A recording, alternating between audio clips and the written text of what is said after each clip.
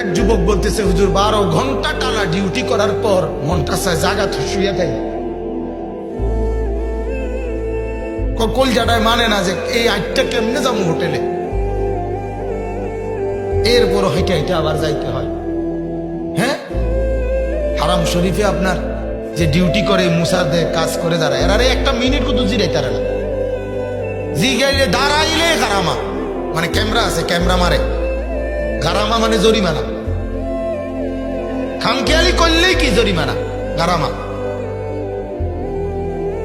এত কঠিন ব্যাপার, সেই কষ্টের টাকা এরপরে আইসা দেশে পাঠানো। আহা, বাবার সেই মেহনতের ঘাম ঝরানো টাকা দিয়ে সন্তান উলঙ্গ ছবি দেখার জীবন শেষ।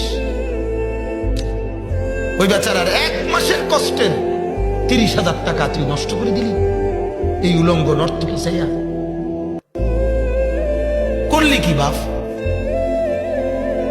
কামটা করলো কি? কর মিনিটের মধ্যে মানে টাকা ডিরে কি করে দিল, জ্বালায় দিল, ছারখার করে দিল।